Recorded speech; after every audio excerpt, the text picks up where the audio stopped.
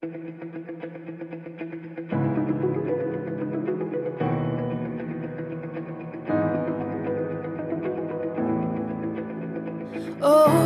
wide, blinded eyes, giants fall, dead men rise, sickness healed at the mention of you. Sinners' chains breaking free, miracles still happening, waters part, I see mountains move.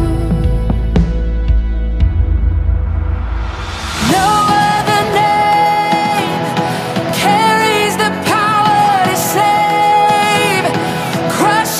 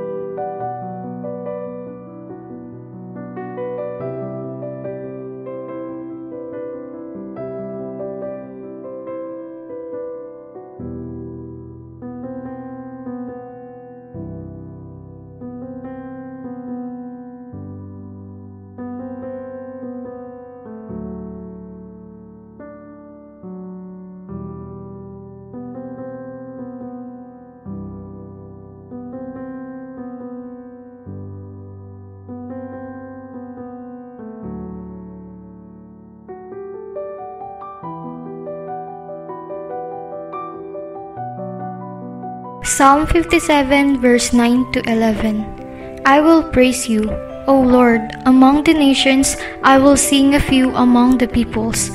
For great is your love, reaching to the heavens. Your faithfulness reaches to the skies. Be exalted, O God, above the heavens. Let your glory be over all the earth.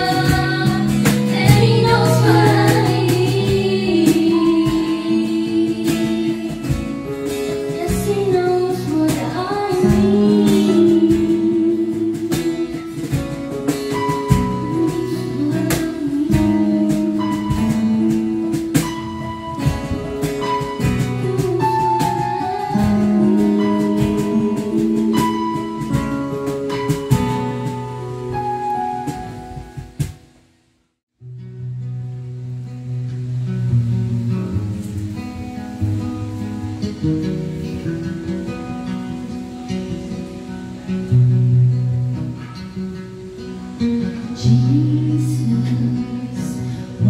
a Savior, what a brother, what a friend, lifter of the glory. God, you meet me where I am. Jesus, what a Savior, what a brother, what a friend, lifter of the glory. God, you meet me where I am. No one knows, no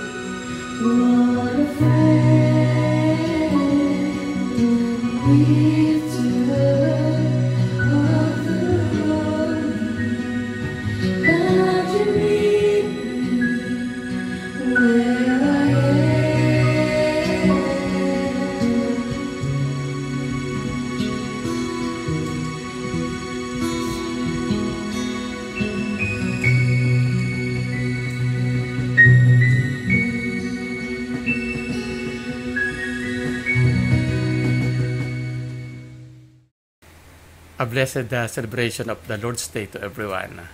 Magandang araw po sa inyong lahat, mga kapatid. At katulad nga po ng laging panimula ni Apostol Pablo sa kanyang mga liham sa iba't ibang New Testament churches, mula po sa aking puso ay pinasasalamatan ko ang Diyos sa tuwing inaalala ko kayo sa aking pananalangin at maging sa mga pagkakataon na akin na pong nakakasalamuha ang ilan sa inyo ng face-to-face. Pinasasalamatan ko din po ang Diyos tuwing inaalala ko yung po mga pagkakataon na nagkakaroon po ako ng update sa isa't isa, sa bawat isa po sa inyo, sa pamamagitan ng Messenger at Facebook. Kung di ko man po kayo nami-meet ngayon ng face-to-face, yung iba po mga kapatiran, thankful po ako kay Lord sapagkat nagkakaroon po ako ng update sa pamamagitan po ng mga bagay na po mga ipinopo sa social media na po. Indeed, tunay po na napakatapat at napakadakila ng Diyos sapagkat sa kabila po ng pandemya ay nakikita ko po at nababalitaan na hindi po niya kayo pinababayaan. Katulad din po ng ibang mga kapatiran na hindi po pinababayaan ng ating Panginoon. Samahan niyo po ako sandali sa isang maikling panalangin. Father God, muli salamat po sapagkat ikaw po yung Diyos na napakadakila sa aming mga buhay. Salamat nga po, Panginoon, sa mga pagkakataon na aking po nakakasalamuha ang ilang mga kapatiran. Gayon din po sa mga pagkakataon na nakakabalita po ako ng mga development, mga kaganapan sa buhay ng iba pa mga kapatiran na hindi po ako nagkakaroon ng chance na makasalamuhan ito po nakakaramang mga araw. Indeed, Lord, you are the great God na may kontrol po ng lahat ng bagay. Nagbibigay po ng direksyon sa lahat po ng pangyayari. That even dito po sa panahon ng pandemic, Panginoon, ay wala pong reason, wala pong dahilan upang ikaw po ay hindi po namin mapasalamatan. Salamat po, Lord, sa magkakaibang kapamaraanan ng pagpapakita mo ng iyong provision, protection, sa lahat po ng aming po mga ginagawa at sa lahat po ng pagkakataon ng aming po mga buhay. Lord, sa araw na ito, sa patuloy po namin pag-aaral ng iyong salita mula po sa Aklat ng Galacia, we are praying, Lord, na patuloy niyo pong impress amin po mga puso ang iyong mga salita at ganap po namin maunawaan yung pong mga pinagdaanan ni Apostol Pablo at ng mga naunang mananampalataya doon po sa rehiyon ng Galacia. At mula po sa mga prinsipal na nakapaloob po rito ay patuloy po namin maikawin yung pong aming pangkasalukuyang pamumuhay. Lord, nawa po ay ikaw po ang patuloy na maluwalhati sa lahat po ng aming pong gagawin sa panambahang ito. At yung nga po, Lord, nawa po ay sa lahat po ng aming pong gagawin, lagi pong maisentro ay ang Panginoong Yesus na siya po namin itinataas. Lord, salamat po, tayo po binabalik ang lahat ng papuri at pasasalamat sa tanging pangalan lamang ni Jesus. Amen at amen. Ngayon po ay first Sunday of the month of November, year 2020. At welcome back po sa pagpapatuloy ng ating pag-aaral sa sulat po ni Pablo sa mga taga-Galacia. Bilang mabilis ang pagbabalik tanaw, sa naunang bahagi po ng chapter 3 ay nakita natin yung mga pamanang maaari nating pagpilian na maipasa sa ating mga anak o sa mga susunod na henerasyon. Ano po? It is a choice between pamana ng sumpa o pamana ng pagpapala. At yung pong pagpapala ay tumutukoy po sa ating tamang ugnayan sa Panginoong Hesukristo. Then last Sunday po, nakita naman natin sa second part ng chapter 3, yung pong connection ng kautusan at pangako. Kung paano po ito interconnected sa isa't isa. Po.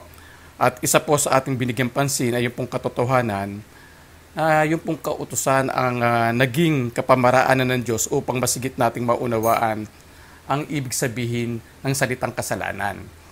Na iyon naman po ang naging daan upang makita natin ang ating kalalagayang hindi matatakasan at yung pong pangangailangan natin sa isang tagapagligtas na walang iba kundi nga po ang ating Panginoong Jesucristo. Today, tutunghayan naman po natin ang Galatians chapter 4. Dito na po tayo sa ika-4 na kabanata mula po rito sa liham ni Apostol Pablo sa mga taga-Galacia. At pamamagatan po natin ang mensahe sa atin ng Diyos sa araw na ito na kapag ang mga bagay ay parang sablay. Kapag ang mga bagay ay parang sablay. Nais ko lamang pong magbigay po ng paunang salita patungkol po rito sa ating pong title, ano, na alam naman po natin na ang ating pong Diyos kailanman ay hindi sumasablay sa lahat ng mga nangyayari o sa mga bagay na inaalaw niya po na mangyari dito po sa ating mundo at maging sa ating po mga buhay. Pero dito po, sa title po natin na kapag ang mga bagay ay parang sablay, ito po yung sa pananaw po natin ng mga tao, parang sablay. Pero again, ano po, kay Lord, walang sablay. I do believe na lahat man po tayo ay sumasang-ayon po na isang blessing o isang pagpapala po yung maging mananampalataya ng Panginoong Jesucristo. It is a blessing to become a follower of Jesus Christ. Sapagkat tayo po ay pawang naging recipient ng pagkahabag at walang hanggang pagmamahal ng Diyos. Bagamat tayo nga po ay wala na sa ilalim ng sumpa dahil sa ating correction sa Panginoong Yesus, isang katotohanan din naman po na tayo po ay physical pa rin na namumuhay sa isang mundo na nasa ilalim pa rin ng sumpa. Yes, we are still living in this world that is under curse, where things seems go wrong even to believers like us. Hindi po tayo exempted.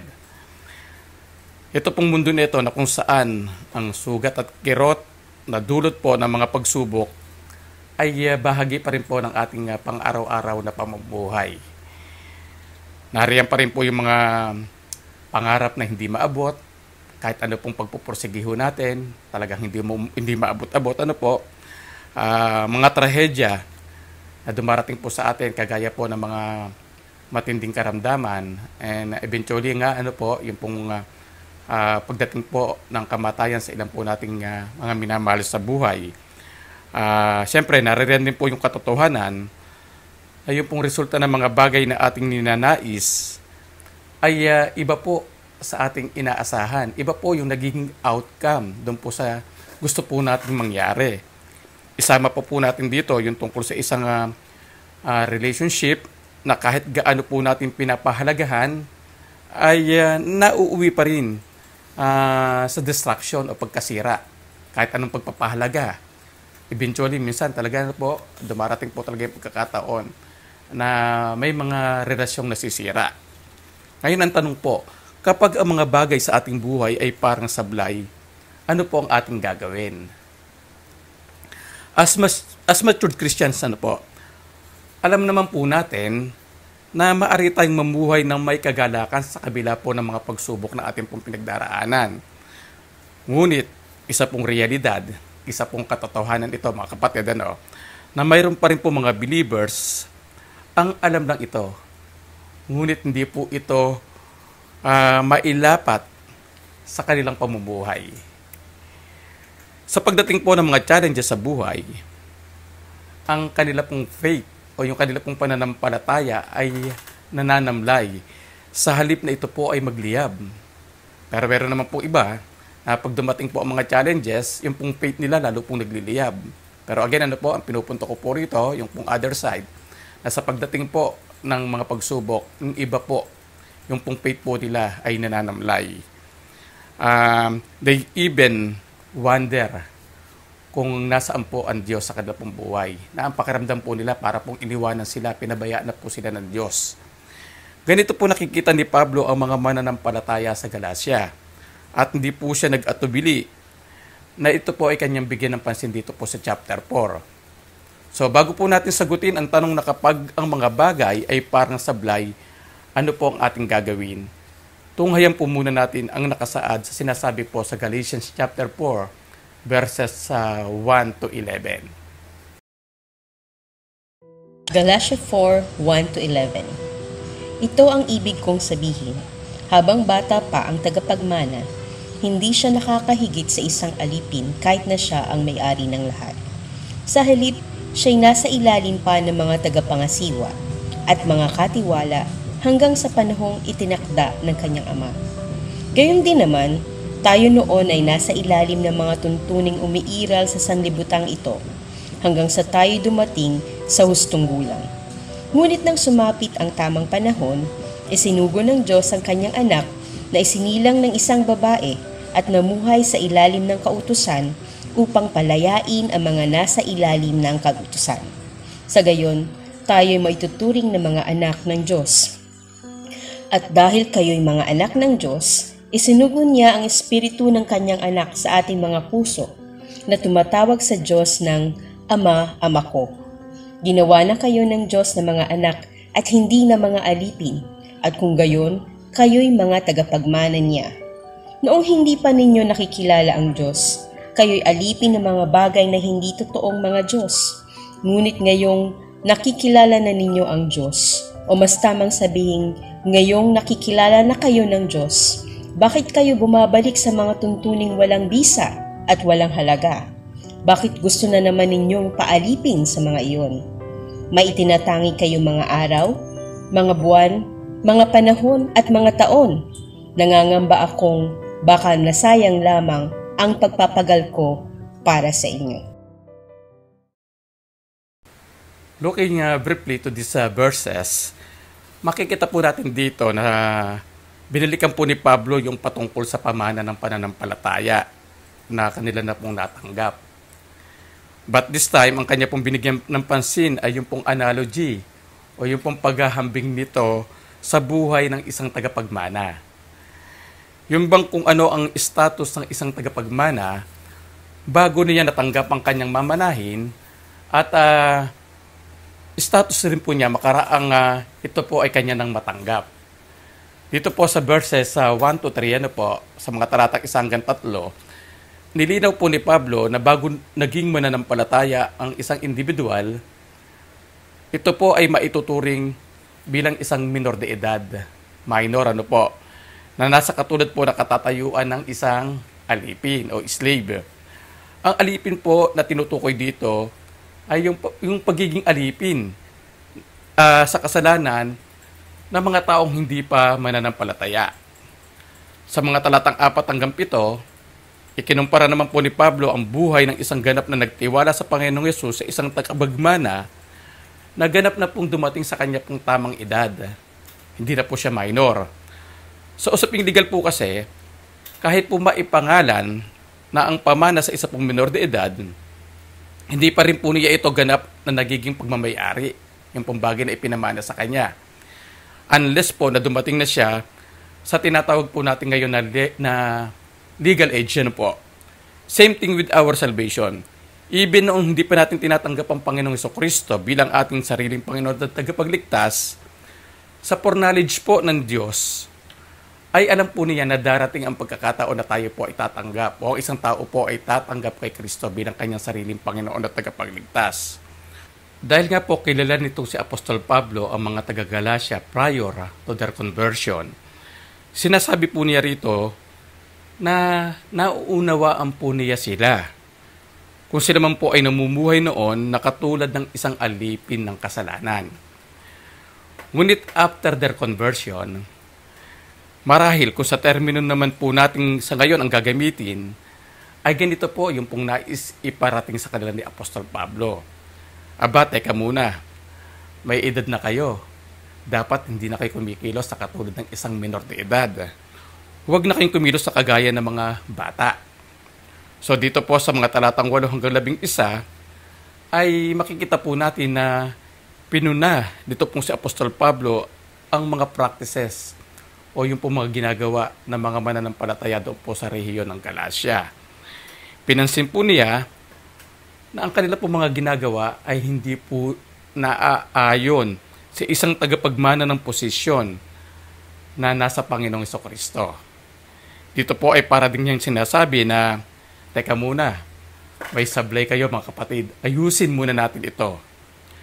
Siyempre po, batid po nitong si Apostol Pablo na mayroon pong backfire o mayroon pong balik sa kanya pong relationship sa mga taga-Galacia, yung pong kanyang ginawa.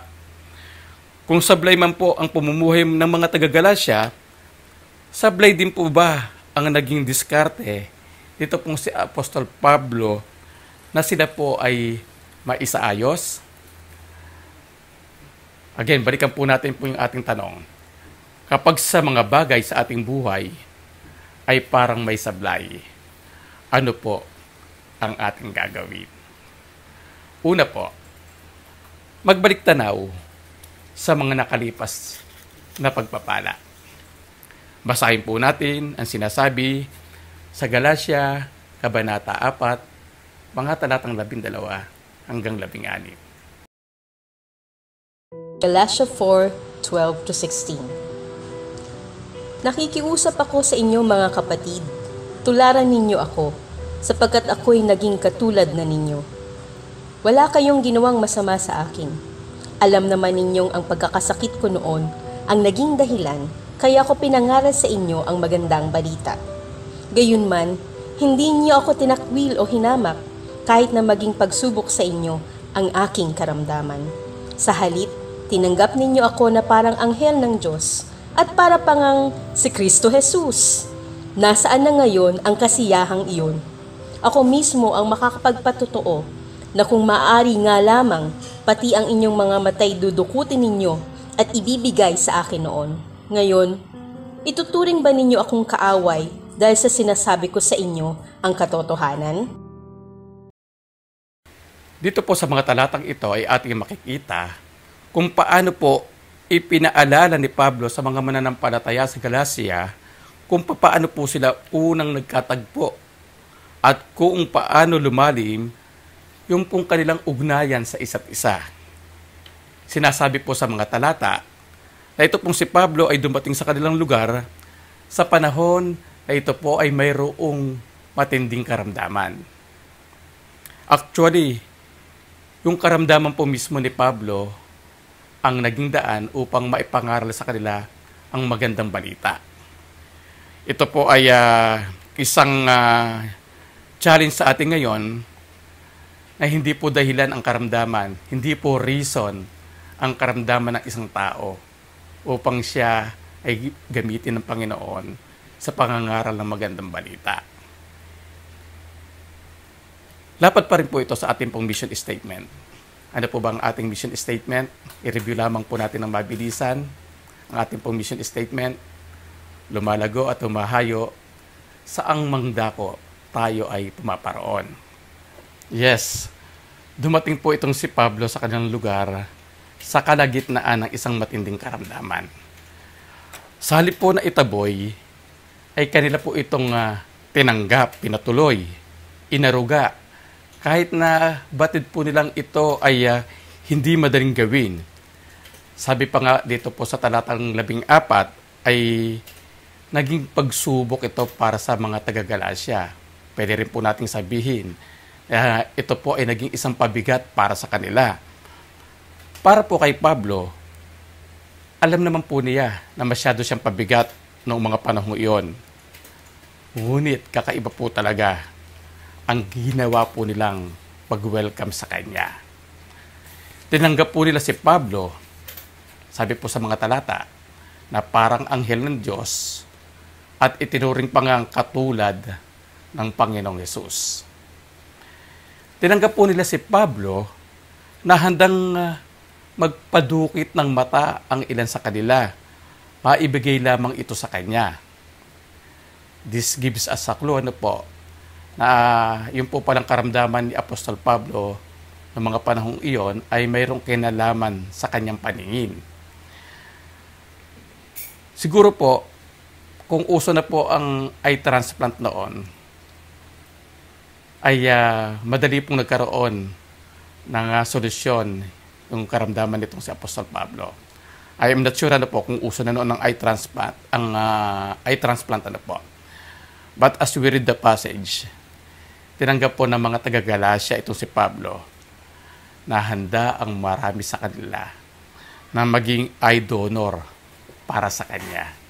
Ganun po ka-welcome itong si Pablo sa mga taga-Galacia. Now, looking at verse 16, mapapansin po natin na nag-iba ang pakikitungo ng mga taga-Galacia dito kay Apostol Pablo. At dahil po ito sa kanyang pagsasabi ng katotohanan. Yes, Paul's strong rebuke on them had hurt their feelings. Nasaktan po ni Apostol Pablo ang pakiramdam, ang feelings ng mga taga-Galacia dahil po sa kanyang pagsasabi ng katotohanan sa kanila. Ito po yung naging daan upang magpakita sila ng matamlay na pakikitungo sa kanya. Ang kanya po mga kaibigan noon na marahil ay laging nakaalalay sa kanya ay hindi na po ganong kaprende sa kanya. Maaring kung binabati man po siya ay casual na pagbati na lamang ang ibinibigay sa kanya. Yung dating mga nagtuturing sa kanya na BFF ay itinuring na lamang po siya bilang isang pangkaraniwang kakilala na lamang. Yung pong dating mainit na pagtanggap ay naging malamig. Nasaan na po yung mga taong handang magpadukit ng mata upang gumaling lamang siya sa kanyang karamdaman? Iniwanan na po siya dahil po sa pagsasabi niya ng katotohanan. Mukhang wala na ang mga ito sa kanyang tabi. Iniwanan na po siya. Mga kapatid, ministry is about people. Ako po'y naniniwala, I believe, that the best church ministry always flows out of relationships. Para po sa akin, ito po ay masigit pa kaysa pagpapasa ng mga malalalim na prinsipyo o mga Bible doctrines. Yes, kailangan po natin ang pag-aaral ng mga malalalim na topic about the doctrines po. Ngunit para po sa akin, again, as a pastor, ay mas pinahalagahan ko po ang relationship. Katulad po ni Pablo, nabatid niyang hindi niya maibabalik yung dating niyang ugnayan sa mga taga-Galasya kung mananatiling galit ang mga ito sa kanya. I also need to value relationship sa lahat po ng pagkakataon, sa lahat po ng sitwasyon. How does Paul express his value for relationship without giving up his principles? Paano niya po ito ginawa?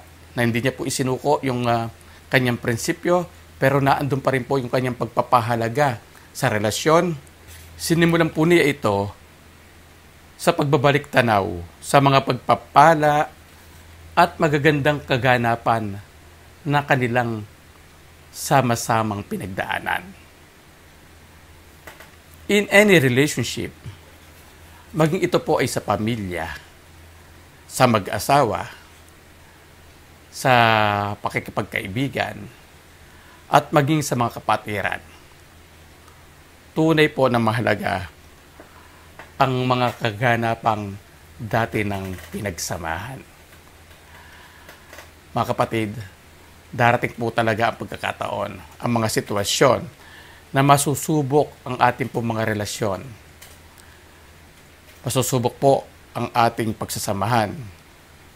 Yun nga lang po, yung mga pagsubok na maaring dumating sa atin ay nasa magkakaibang anyo o nasa magkakaibang kapamaraanan. Kung sa dati na po nating relasyon ay parang may sablay, ano po ang una nating dapat gawin? Meet with that people at magbalik tanaw sa magandang pangyayari na magkasama po ninyong pinagsamahan. Magkasama po ninyong pinagdaanan. This will be a good start na magsisilbing spark upang muling tumibay ang inyong pagsasamahan. Subok na po ito mga kapatid, na pag i-minute mo yung pong mga tao na sa tingin mo ay nasira ang iyong relationship sa kanya, huwag niyong pag-usapan yung mga bagay na inyong pinag-awayan. Ang pag-usapan niyo muna yung mga magandang bagay na inyong pinagdaanan. At makikita ninyo kung paano po kikita sa Panginoon. Pangalawa po, maging maingat sa pakikitungo sa maling kaibigan. Bakit nga ba humantong sa malamig na pakikitungo ang dating mainit na pagtanggap kay Pablo ng mga taga-Galasya? Bakit nga ba ito nangyari? Samantalang nung una naman ay kinikilala po nila itong si Apostol Pablo bilang kanilang spiritual father. Basahin po natin ang sinasabi sa Galatia, Kabanata 4, mga talatang 17 hanggang 18. Galatia, Kabanata 4, talatang 17 hanggang 18. Ipinagmamalasakit nga kayo ng mga taong iyon, ngunit hindi mabuti ang kanilang layunin. Ibig lamang nila kayong ilayo sa akin upang sa kanila bumaling. Hindi masama ang pagmalasakitan kung mabuti ang layunin, hindi lamang kung kaharap ninyo ako. Sino po kaya yung mga taong tinutukoy dito sa talatang 17? Going back to the historical context of the passage na ating pong pinag-aaralan, sila po ay yung pong mga Judaizers o mga taong nagsusulong po ng Judaismo. Ito po yung aking nabanggit sa mga naunang bahagi ng ating serye. Again, sila po yung mga nagtuturo na hindi pa sapat ang ginawa ng Panginoong Hesus doon sa krus at kailangan pa itong i-combine sa kautusan upang magkaroon ng eternal na kaligtasan ng isang tao. Sila po ay maituturing po ng mga maling kaibigan, mga false friends na umaakit sa mga immature Galatian believers na inaakit po sila na tanggapin po yung pong katuruan ng Judaismo.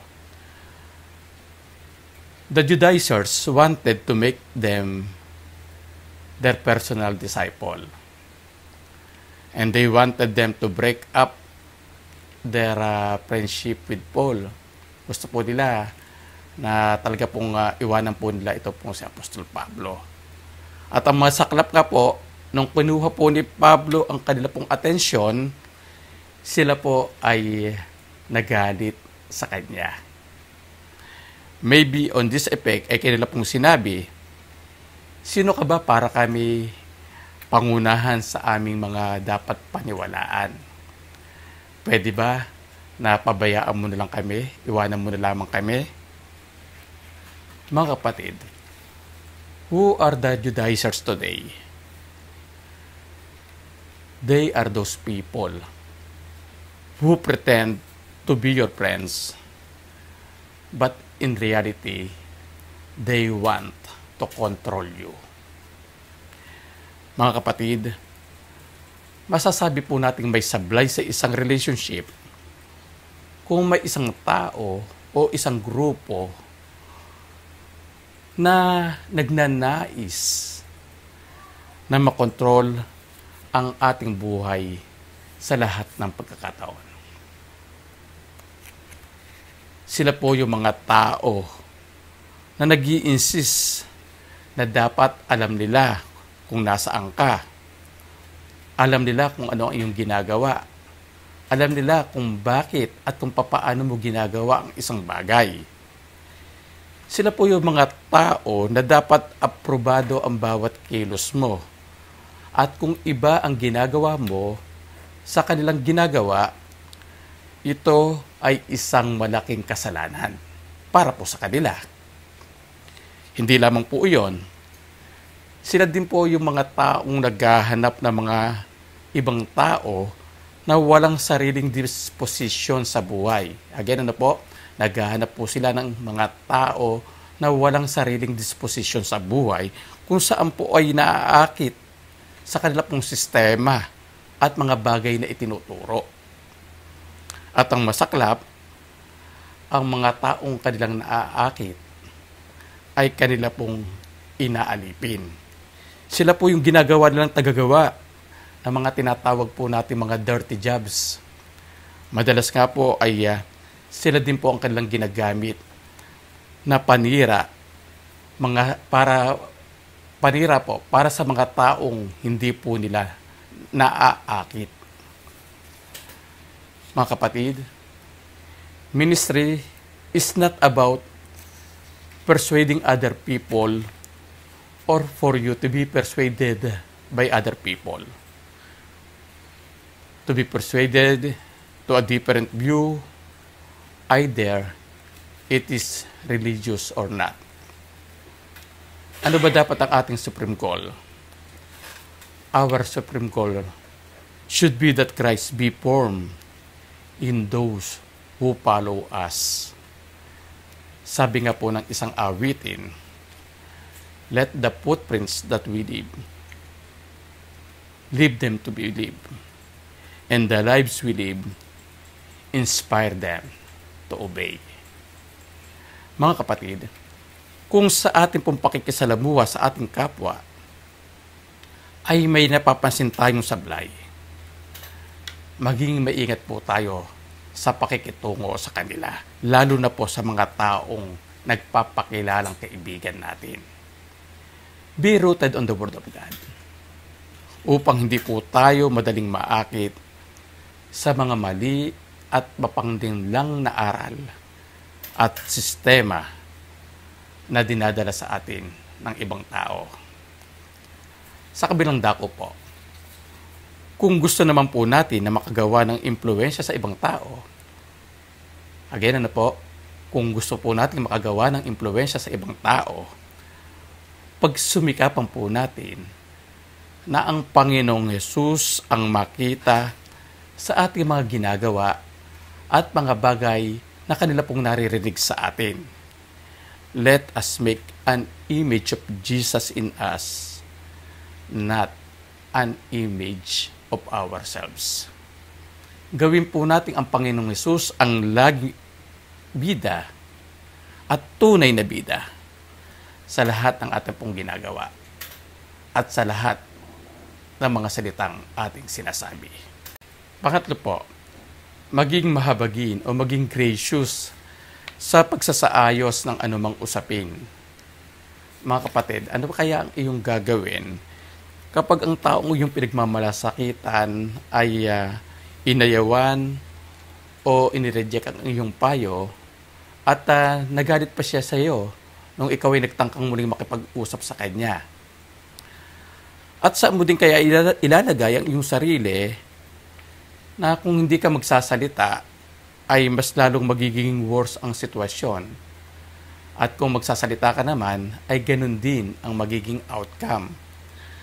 Sabi nga po ng iba ay hindi win-win solution, kundi ito po ay worse situation. Yung bang sala ka sa init o sala ka sa lamig. Tunghayan po natin ang sinasabi sa Galatia Kabanata 4, mga talatang 19 hanggang 20. Galatia 4:19-20. Minamahal kong mga anak, hanggat hindi nakikita sa inyo ang buhay ni Kristo, maghihirap akong parang isang babaeng nanganganak. Kung maari lang sana, makapunta ako riyan at makausap kayo ng maayos, dahil nag-aalala ako ng labis sa inyo. Ano po kaya ang tono ng pananalita dito pong si Apostol Pablo noong mga panahong iyon? Ayon po sa ilang mga Bible commentaries, dahil ito daw pong si Pablo ay kilala sa pagiging direkta at strong sa kanya pagbibitaw ng mga pananalita sa mga kanyang nakakausap, naniniwala po sila na maaring ganun din ang kanyang tono noong siya po ay nakipag-communicate sa mga taga-Galacia. Ngunit para po sa akin, kung direkta man ang naging laman ng kanyang sulat, ito po ay sadyang mula sa puso ng isang taong tunay na nagmamalasakit sa mga taong kanyang itinuturing na mga anak sa pananampalataya. Ayon po sa talatang 20 ay gulong-gulo ang isip dito pong si Apostol Pablo. Gulong-gulo po siya sa kaiisip sa naging sitwasyon ng mga mananampalataya daw po sa Galacia. Ito po ay indikasyon na ito pong si Apostol Pablo ay nakaranas ng matinding stress dahil po sa kaiisip po. At bilang mga magulang o mga parents, tayo po ay nakaka-relate doon sa stress sa pinagdaanan nito pong si Apostol Pablo kung pinag-uusapan po natin ay mga anak. Diba bilang mga magulang, pag alam po natin ang ating mga anak ay meron pong dinaramdam o meron pong sakit, po, ang sinasabi nga po ng karamihan sa atin, kung maaari lamang akuin na lamang natin yung sakit o karamdaman ng ating mga anak. Yung kung may problema po sila, mas nagiging reactive pa po tayo kaysa sa kanila. Ganun po talaga kasi ang nature ng isang magulang na nagmamahal sa kanyang anak, nagmamahal sa kanyang pamilya. So dito po sa talatang 11 ay malinaw po nating makikita na yung pong deklarasyon ng concern nito po si Pablo para sa mga taga-Galacia ay kanya pong hinahalin tulad sa sakit o pain na nararamdaman ng isang babaeng nanganganak. Maaring matigas sa pananalita, ngunit mula sa puso ng isang magulang na puno ng pag-alala at pagmamahal sa kanyang mga anak. Mga kabataan, mga anak, tandaan ninyo ito. Parents who love their children tells the truth even when they don't want to hear it. Sasabihin ng isang nagmamahal na magulang ang katotohanan sa kanyang mga anak kahit ayaw itong pakinggan, kahit ayaw itong marinig ng kanyang mga anak. Ganon din sa mga mananampalatayang tunay na nagmamalasakit sa mga kapatiran. May mga pagkakataon na kinakailangan din natin magsalita even when our words will be misinterpreted. Ganun po talaga. May mga pagkakataon na kahit anong choice of words ang ating gamitin, ay hindi pa rin makikita ng taong ating kinakausap yung punto o yung points na nais nating i-convey o iparating sa kanya. Iba yung point of view na kanyang nakikita. Mga kapatid, ministry is being gracious even to those who are blinded by different points of view. But let me make it clear also, ano po mga kapatid, being gracious does not mean being soft or passive about sin. Ang ibig sabihin po ng pagiging gracious sa mga nabubulagan ay hindi po tayo nagkakaroon ng overreaction. Hindi po tayo OA, overacting sa pagre-react sa kanila. Ano po? Yes, it doesn't mean we don't react at all. Kinakailangan pa rin natin mag-react. Yes, para po sa akin, ang anumang kahangalan o foolishness ay dapat naman po talagang ginagawan ng konfrontasyon. Dapat talagang kinakausap. Yet, a gracious approach is still always the best. Sabi nga po sa Kawikaan 15:1, ang malumanay na sagot nakakapagpawi ng galit. Ngunit sa tugong marahas, puot ay hindi mawawaglit. Being gracious may not make sense to some. Maring wala po ito sa kanila po mga bokabularyo. But it is God's way. Ito po yung pong kapamaraanan ng Diyos. No, ang Diyos po ay mag-anyong tao sa pamamagitan ng Panginoong Hesus.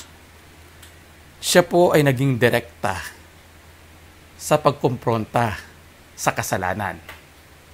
Ngunit kasabay po dito ay ang kanya pong pagiging mahabagin, pagiging malumanay, at yung pong pagpapakita ng kapakumbabaan. Brothers and sisters, friends, let us be like Jesus, who was full of grace and truth, always in perfect balance. Isa po siyang balancing Diyos. Nangungumpronta, ngunit malumanay. Yes, mga kapatid, habang tayo po ay namumuhay sa mundong ito, anumang pagpupunyagi ang ating gawin upang maging perfect ang lahat, ay darating po ang pagkakataon na makakaranas tayo na parang may sablay pa rin sa ilang mga bagay. But remember this, happiness is not the absence of problems, but the ability to deal with them. Sa anumang nasirang relasyon o sa anumang bagay na sa tingin natin ay nagkakaroon tayo ng sablay, palagi natin tignan kung ano yung meron ka pa at huwag na yung kung ano yung nawala na sa iyo. Wala na pong bilang yung mga bagay na naagaw na sa atin ng mundong ito. Ang mahalaga ngayon ay kung ano ang natira sa atin na pwede po natin pagsimulang muli. At alam po natin na tayo ay pagtatagumpayin ng Panginoon sapagkat alam po natin na siya po ang gagabay sa atin upang yun nga po, tayo ay magtagumpay sa muli po nating pag-aayos ng mga nasisirang relasyon. So mga kapatid, kapag sa mga bagay sa ating buhay ay parang may sablay, ano po ang dapat natin gawin? 3 bagay po, ano? Ano po yung una? Magbalik tanaw sa nakalipas na kaganapan. Pangalawa po, maging maingat sa pakikitungo sa mga maling kaibigan. At pangatlo, maging mahabagin sa pagsasaayos ng anumang usapin. Tayo po ay manalangin. Father God, tulungan mo po kami na maging katulad ng Panginoong Yesus upang ang sino mang sumusunod sa amin ay maging katulad din po niya. Linisin po ninyong aming mga puso sa mga impure motives sa aming pakikitungo sa ibang tao. At kung mayroon pang natitira mga galit sa aming puso na dala ng mga nakaraang pinagdaanan sa buhay, palitan mo po ito, O Panginoon, ng tunay na concern, lalo na po sa mga taong aming nakasamaan ng loob dahil sa kakaibang point of view sa buhay. At kung sakali man na kami pala mismo yung nabubulagan at kinakailangan ng pagtutuwid, Lord, it is our prayer to give us a humble heart na tanggapin ang aming nagawang pagkakamali. Use your words, O God, to rectify us and to cleanse us. This is our prayer. In Jesus' mighty name. Amen. Mga kapatid, patuloy po natin itaas ang pangalan ng Panginoong Hesus sa araw na ito sa pamamagitan ng pag-alaala sa isa sa 2 ordinansang kanyang iniwanan dito sa lupa bago siya bumalik doon sa langit. Ang ordinansa ng banal na hapunan. Sa mga sandaling ito, hinilingan ko ang bawat isa na patuloy na magsuri ng kanilang mga sarili. Kung meron po tayong mga kasalanan na hindi pa po natin na isusurrender kay Lord, ito po yung pagkakataon upang ito po ay ating ihayag sa Kanya. Alam po natin na ang Diyos po ay nag-glorify, nalaluwalhati sa mga pagkakataon. Nakikinikilala po natin sa Kanyang harapan ang mga bagay o mga kamali ang ating po mga nagawa sa ating mga buhay. So mga kapatid, let us come to the Lord in prayer. Personally, let us surrender everything to our God.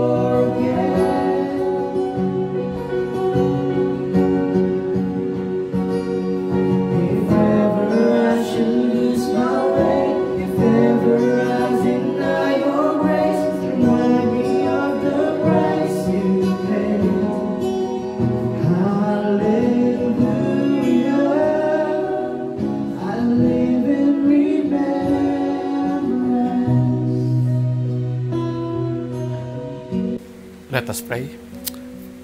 Father God, salamat po sa iyo pong dakilang pagmamahal na ipinakita sa amin.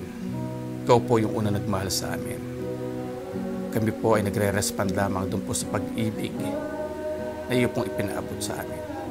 Salamat po that more than 2,000 years ago, isinugo mo ang iyo pong buktong na anak na si Jesus.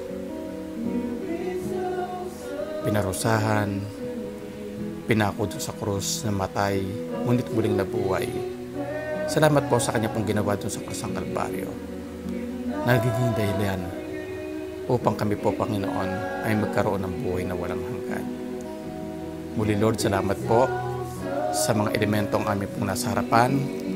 Salamat po sa tinapay na sumisimbolo sa katawan ng Panginoong Jesucristo at maging sa saro na sumisimbolo naman sa dugo ng Panginoong Jesucristo na nabuhos doon sa krus ng Kalbaryo para nga po mapagtakpan ang aming mga kasalanan. Lord, salamat po. Hindi po namin kayang express yung pong gratitude na aming pong nararamdaman sa iyo pong ginawang pagsasakripisyo, Panginoon, ng iyo pong kaisa-isang anak para po sa amin. Gawin niyo po isang pagpapala para sa amin, Panginoon, ang pag-alaalang ito. Salamat po, ito pong aming dalangin sa pangalan ni Jesus. Amen.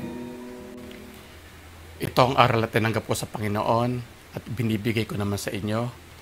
Ang Panginoong Jesus, noong gabing siya ipagkanulo ay dumampot ng tinapay, nagpasalamat at pinagpira-piraso ito at sinabi, ito ang aking katawan na inihahandog para sa inyo. Gawin ninyo ito bilang pag-alaala sa akin. Sabay-sabay po tayo sa tinapay. Gayon din naman matapos maghapunan, ay hinawakan niya ang saro at sinabi, ang sarong ito, ang bagong tipan na pinagtitibay ng aking dugo. Tuwing iinumin ninyo ito, gawin ninyo ito bilang pag-alaala sa akin. Sabay-sabay po tayo sa saro.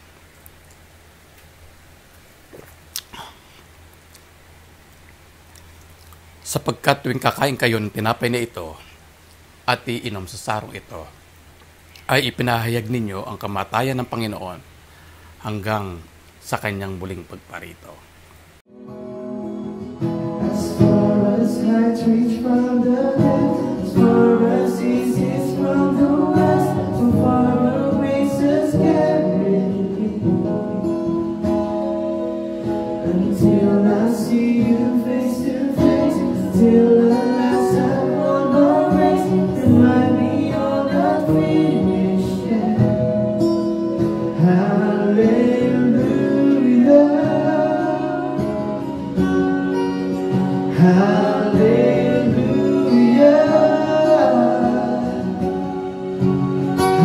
hallelujah, I live in remembrance.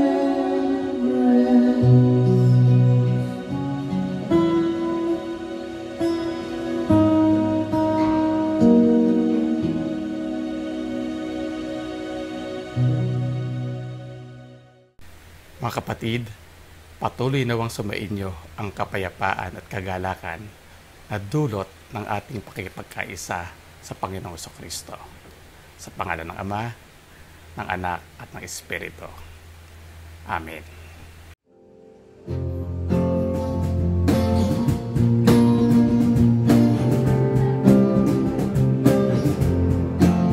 Oh Lord, you're my shepherd, you make me lie in fields of green. You lead me by the still waters, you restore righteousness to me. Though I walk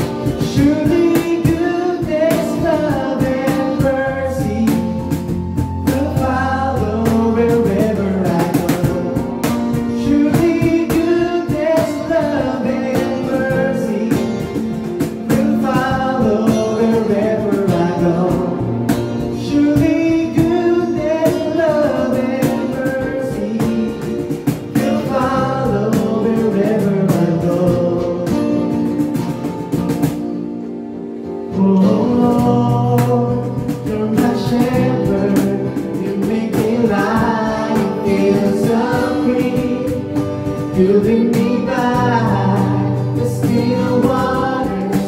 You restore righteousness to me. Though I walk through the valley, I will fear no evil pain. For you are with me, God, and you comfort me. You comfort me. Surely goodness, love, and mercy will follow wherever I go. Surely goodness, love, and mercy will follow wherever I go. Surely goodness, love, and mercy will follow wherever I go.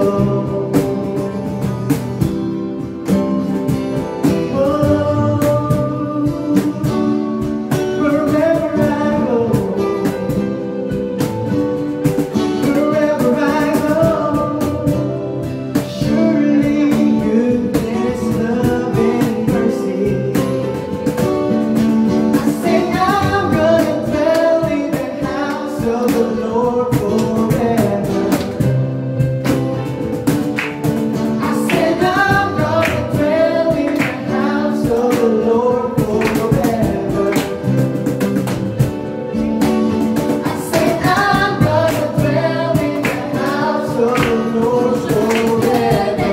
Love and mercy wherever I I'm gonna dwell in the house of the Lord go. forever. Goodness, love, and I'm mercy gonna dwell. I said I'm gonna dwell in the house of the Lord forever. goodness, love, and mercy Oh my God, I'm gonna dwell in the house of the Lord goodness, forever. love, and mercy Wherever I go, surely goodness, love, and mercy will follow wherever I go.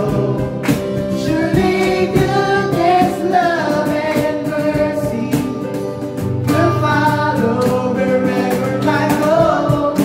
Surely goodness, love, and mercy will follow wherever I go.